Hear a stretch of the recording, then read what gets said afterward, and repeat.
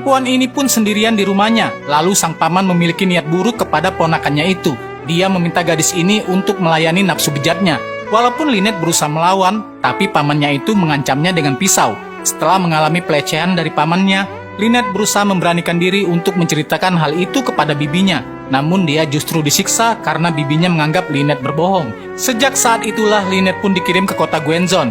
Lalu di saat Lynette sedang bekerja, pemilik kedai memanggil Lynette karena ada telepon. Di sini bibinya memberitahukan bahwa saudaranya bernama Toto datang mencarinya. Jadi bibinya memberikan alamat Lynette di Gwenzon. Tidak lama kemudian pria ini pun sampai di tempat Lynette. Dia memanggil Lynette yang sekarang sedang melayani pelanggan. Kemudian Lynette pun menghampiri Toto. Mereka pun lalu berpelukan saling melepaskan kerinduan. Setelahnya Toto membawa Lynette ke Segopia. Di sini Lynette tinggal bersama istri Toto yang bernama Sion. Dia menerima Lynette dengan senang hati. Sion dan Lynette menjadi akrab satu sama lain. Dia mengajarkan Lynette berpakaian dan merias diri. Karena rumah yang mereka tinggali itu terbilang kecil, Lynette pun sering mendengarkan suara-suara mendesah ketika pasangan itu sedang menggarap sawah. Tidak pelak Lynette yang kini berumur 20 tahun pun terpancing naluri kewanitaannya. Sampai di suatu malam, Lynette yang penasaran memanjat dinding kamar itu untuk mengintip mereka. Berawal dari situlah, Lynette pun mulai berfantasi. Seminggu kemudian, Sion harus kembali bekerja di Jepang, dan mereka sekarang tinggal berdua saja. Di sini Toto lebih perhatian kepada Lynette dengan membelikan Lynette kebutuhan yang dia perlukan seperti sabun, sampo, dan yang lainnya. Hubungan Lynette dengan kakak sepupunya itu semakin dekat dan akrab. Bahkan dia berani untuk mengecup Toto yang membuat Toto bingung. Malam harinya, Lynette pun meminta Toto untuk melakukan apa yang dia lakukan pada istrinya, sehingga terjadilah pergaulan bebas di antara mereka. Karena sudah sering melakukannya, Toto pun kini menganggap Lynette sebagai istrinya. Terutama karena Sion, istri Toto, kontrak kerjanya di Jepang diperpanjang. Dengan begitu, Lynette dan Toto lebih bebas melakukan apapun setiap harinya. Lynette dan Toto hidup bahagia seperti layaknya pasangan suami istri yang dimabuk cinta. Nah, akibat perbuatan dosa itu, mereka pun menuai hasilnya. Ketika mereka sedang makan, Lynette mengalami mual, yang artinya saat ini di dalam rahim Lynette ada benih kakak sepupunya itu. Beberapa hari kemudian, Sion istrinya Toto kembali ke Gwenzon karena Jepang melakukan lockdown akibat corona. Sebelum Sion pulang, Toto sudah lebih dulu membawa Lynette pulang ke Visayas untuk tinggal dan melahirkan di sini sementara waktu sebelum kembali ke Segopia. Sekarang Lynette tinggal sendirian dan dia sangat sedih. Sampai Lynette pun akhirnya melahirkan anak itu tanpa ada suami yang mendampinginya. Tidak lama kemudian terjadilah bencana alam di daerah tempat tinggal Lynette. Di sini Lynette membawa bayinya pergi ke sebuah dermaga untuk menyusul Toto. Dengan keterbatasan uang yang Lynette miliki, dia pun nekat. Melihat antrian orang yang akan menaiki kapal diharuskan membeli tiket, Lynette pun menerobos masuk ke dalam kapal yang membuat antrian para penumpang pun protes. Tidak lama kemudian kapal itu berangkat mengarungi lautan. Di sini Lynette merasa lega karena dirinya sudah berada di atas kapal. Lalu Lynette pun masuk ke dalam dek di kapal itu untuk mencari tempat beristirahat. Namun belum sempat Lynette melepaskan kepenatannya, petugas kapal pun datang menanyakan tiket kepada Lynette. Karena tidak memiliki tiket, Lynette pun ditangkap oleh petugas keamanan kapal. Mereka pun membawa Lynette masuk ke kantor kepala keamanan. Disinilah mimpi buruk Lynette pun dimulai. Lynette dilaporkan tidak membawa tiket. Kepala keamanan mengancam Lynette untuk menurunkannya jika dia tidak memiliki tiket itu. Lynette meminta maaf karena dia miskin dan tidak mampu membeli tiket. Dia hanya ingin ke Segopia untuk mencari suaminya. Tapi kepala keamanan tidak menerima alasan itu. Dia kemudian menyuruh para anak buahnya untuk mengambil tas dan menggendong bayi Lynette. Sementara itu Lynette dibawa masuk ke sebuah ruangan untuk melayaninya. Lalu bagaimana kisah ini selengkapnya? Saksikan next part. Perempuan ini pun dipaksa melayani nafsu bejat petugas keamanan itu. Sementara temannya yang lain menyandra bayi milik Lynette. Setelah melayani mereka, Lynette terlihat menangis meratapi nasibnya. Di dalam hatinya yang terdalam, Lynette menaruh dendam kepada mereka. Lynette lalu pergi ke ruangan penumpang untuk mencari tempat beristirahat. Di sini Lynette meminta izin kepada seorang nenek untuk duduk sebentar. Karena nenek ini mengeluhkan pundaknya yang sakit, Lynette pun menawarkan diri untuk memijatnya. Setelah menaruh bayi itu di tempat yang cukup aman, Lynette kemudian memijat pundak sang nenek. Dia juga disuruh untuk mengoleskan minyak terapis agar terasa hangat. Ketika nenek itu mengambil minyak tersebut, Lynette melihat ada beberapa botol herbal di sana. Lynette kembali memijat sang nenek dengan minyak yang diberikan. Setelah urusan pijat memijat selesai, nenek itu mengajak Lynette keluar. Dia bercerita mengenai herbal di dalam botol tadi.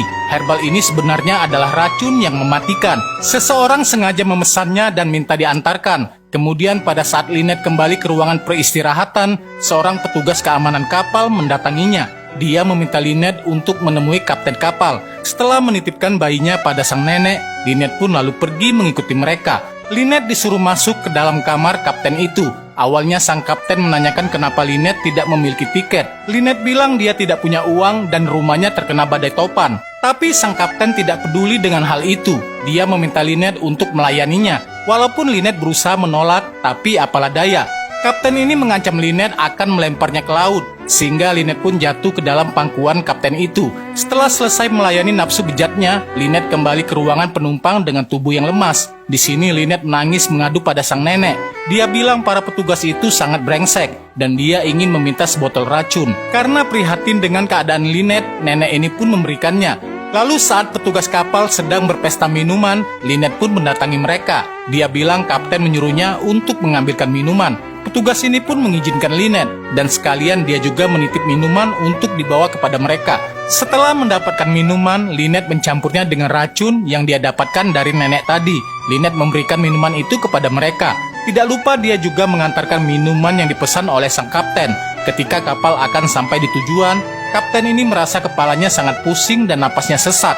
Dia berjalan sempoyongan ingin memeriksa keadaan di luar. Sementara itu Lynette terlihat sedang berpamitan dengan sang nenek. Nenek ini berharap Lynette menjaga diri baik-baik serta merawat bayinya. Di saat Lynette turun dan hendak mencari tumpangan, tiba-tiba dia menemukan dompet yang terjatuh. Lynette kemudian mengembalikan dompet itu pada pemiliknya. Ibu ini sangat bersyukur dan berterima kasih kepada Lynette. Karena tujuan Lynette yang sama, ibu ini pun mengajak Lynette untuk naik taksi bersamanya. Sesampainya mereka di terminal, ibu ini memberikan sedikit uang kepada Lynette untuk membantunya. Lalu di sini Lynette melanjutkan perjalanannya dengan sebuah bus. Nah guys, bagaimana kisah ini selanjutnya? Saksikan next part.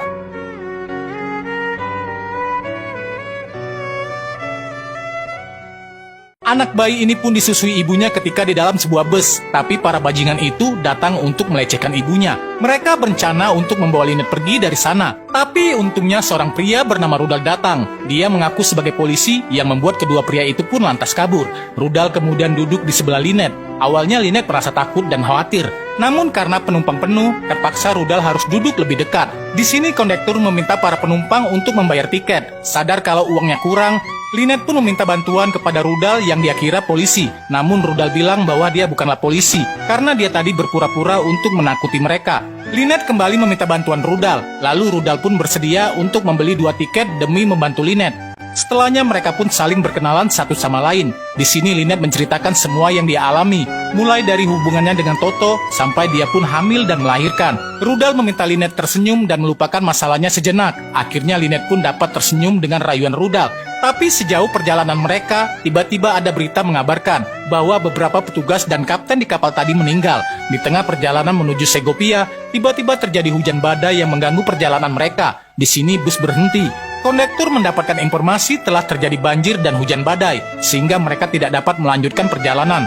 Namun jangan khawatir, ujar kondektur, mereka akan mencarikan penginapan malam ini, dan pembayaran akan ditanggung oleh mereka. Pagi harinya, Rudal mengajak Lynette untuk makan sebelum istirahat. Dia juga memberikan ponsel bekas untuk Lynette agar dapat berkomunikasi. Di sini Lynette merasa bingung bagaimana cara berterima kasih kepada Rudal. Rudal meminta Lynette untuk satu kamar bersamanya karena dia khawatir ada yang mengganggu Lynette. Meskipun Lynette setuju, namun dia juga menyadari bahwa di dunia ini tidak ada yang gratisan. Sesampainya di dalam kamar, Lynette menaruh bayinya di atas kasur. Setelahnya Lynette pergi ke kamar mandi. Melihat pintu kamar mandi yang tidak terkunci, naluri lelaki Rudal pun terpanggil. Rudal pun masuk ke dalam kamar mandi dan menggarap sebidang sawah. Setelah pergolakan itu, Lynette dan Rudal minum minuman bersama. Lynette sebenarnya sudah mengetahui maksud Rudal sedari awal. Keesokan harinya Lynette bangun dan mendapati Rudal tidak ada di sana. Rudal juga tidak menaiki bus yang sama dengan Lynette. Ternyata Rudal sudah duluan pulang ke rumahnya. Sekarang dia bersama istri dan 2 anaknya yang sedang sarapan.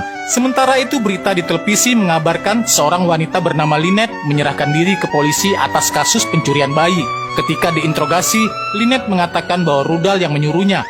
Dia juga dalang dibalik minuman beracun para petugas di kapal. Ketika polisi datang untuk menangkap Rudal, dia berusaha melarikan diri dan akhirnya polisi terpaksa menembak Rudal sehingga Rudal pun meninggal. Nah guys, begitulah akhir dari kisah film ini. Saksikan terus ya kisah selanjutnya.